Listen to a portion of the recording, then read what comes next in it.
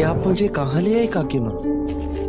यही ठहरे हुए हैं जिनसे मिलवाने में तुम्हें यहाँ लाई हूँ। पर ये तो शूद्रों की बस्ती है तो वो यहीं रहते हैं, बस यही खोट है। ये क्या कर रही हैं आप? अच्छा हाँ, भीतर जाने से पहले तुम्हें भी इन आभूषणों को उतारना होगा युवराज।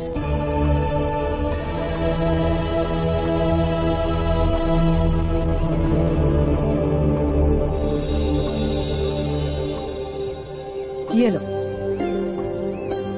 ये किस लिए काकी माँ? ये उनकी रीत है।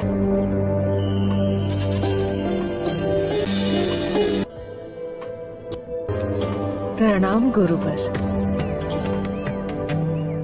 प्रणाम। आओ, भोजन का समय हो गया। भोजन करोगे? जी नहीं। और तुम? मैं पेट भरने नहीं, मन भरने आया हूँ।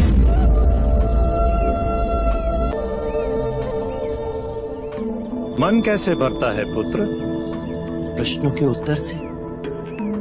हाँ हाँ, पूछो।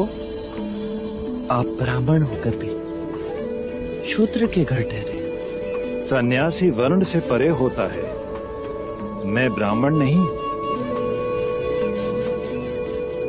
और पुत्र, जो अन्नदाता है वो अछूत कैसे हो सकते हैं? हमें तो जो भी भिक्षा दे वही भगवान है। जो दो शब्द अच्छे बोले वही महान है। सत्य कहा आपने, मैं भी ऐसा ही मानता हूँ। एक प्रश्न और गुरुवर, यहाँ आने पर आपने हमारे अलंकार क्यों उतरवा लिए? क्योंकि जहाँ सादगी है ज्ञान वहीं जन्म लेता है। अन्यथा कीमती वस्त्र और आभूषण अभिमान के चिन्ह है। और ये भगवे वस्त्र क्यों? ये क्रांति के प्रतीक हैं। जब सब एक रंग होकर सोचते हैं तो सबकी ऊर्जा एक दिशा में गति करती है और समाज में एक समझ की लहर फैलती है। मनुष्य का व्यक्तित्व ऐसा होना चाहिए कि केवल मनुष्य ही नहीं परंतु प्राणी भी उससे न डरे।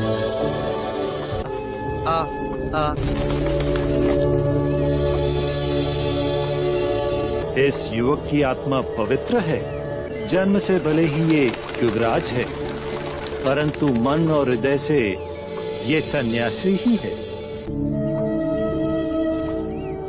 अवसर मिले तो चलना हमारे गुरु के पास। तुम और वो बहुत खुश होंगे।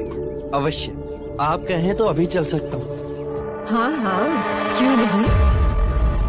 युवराज, महल लौटने का समय हो गया है। देवी यशोधरा आपकी प्रतीक्षा कर रही होंगी। अब आप प्रस्थान करें युवराज। कोई भी आपकी प्रतीक्षा करे ये उचित नहीं। अपना उत्तरदायित्व पूरा करो, फिर चलना हमारे गुरु के पास। गुरुवर्य, क्या नाम है आपके गुरुवर्य का? ऋषि भार्गव। अच्छा, फिर मिलेंगे। प्रणाम। कल्याण कल्याण।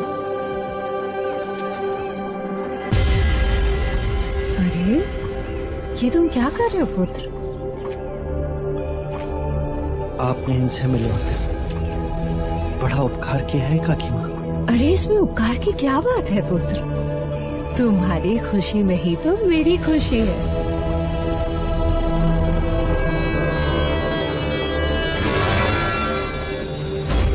भगवान बुद्ध और ब्राह्मण साधु की कथा। एक दिन भगवान बुद्ध अपने शिष्यों के साथ सूत्रों की बस्ती में ठहरे थे। वहां की शांति और हरियाली में उनकी सरल उपदेश शैली से लोग धीरे धीरे प्रभावित हो रहे थे।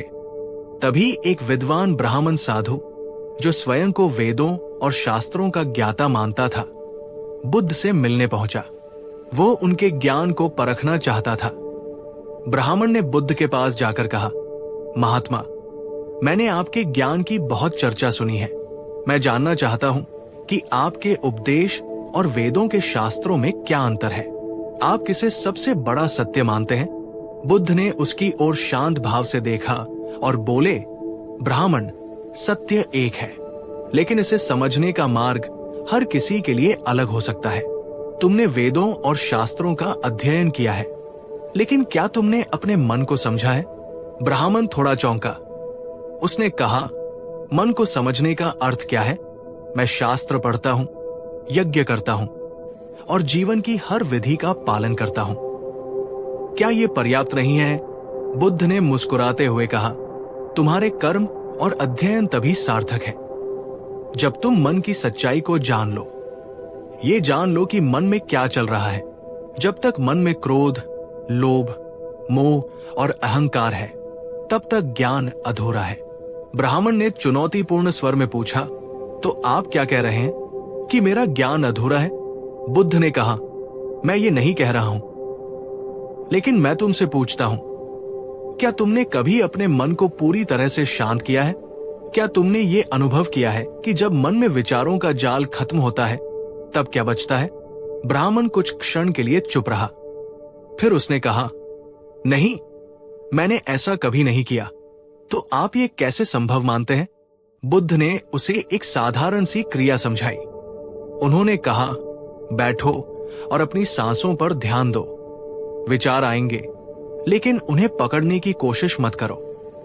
केवल सांसों के आने और जाने का अनुभव करो। ब्राह्मण ने उनकी बात मानी और आंखें बंद कर ध्यान करने लगा। कुछ देर बाद जब उसने आंखें खोली तो उसके चेहरे पर अजीब सी शांति थी। उसने कहा, महात्मा, ये अनुभव अनोखा था। ऐसा लगा जैसे मन हल्का हो गया हो। लेकिन ये तो केवल कुछ ही क्षणों का अनुभव है, इसे स्थायी कैसे बनाऊं? बुद्ध ने उत्तर दिया, ये अभ्यास का मार्ग है, इसे निरंतर करो। जैसे जैसे तुम अपने मन को समझोगे, वैसे वैसे तुम्हें ज्ञान का असली अर्थ समझ में आएगा। सत्य केवल पुस्तकों में नहीं, बल्कि तुम्हारे भीतर है। ब्राह्मण ने सिर झुकाकर कहा, महात्मा, आपने मुझे जो सिखाया है वो मेरे अब तक के ज्ञान से कहीं अधिक मूल्यवान है। अब मैं इस सत्य की खोज करूंगा। बुद्ध मुस्कुराए और बोले, सत्य की खोज शुरू करो, लेकिन याद रखो कि इसे किसी और जगह मत ढूंढो, ये तुम्हारे मन में ही है। ब्राह्मण ने भगवान बुद्ध को प्रणाम किया और वहां से चला गया। वो अब अपने अहंकार से मुक्त हो चुका था और सच्चे ज्ञान की राह पर चल पड़ा था।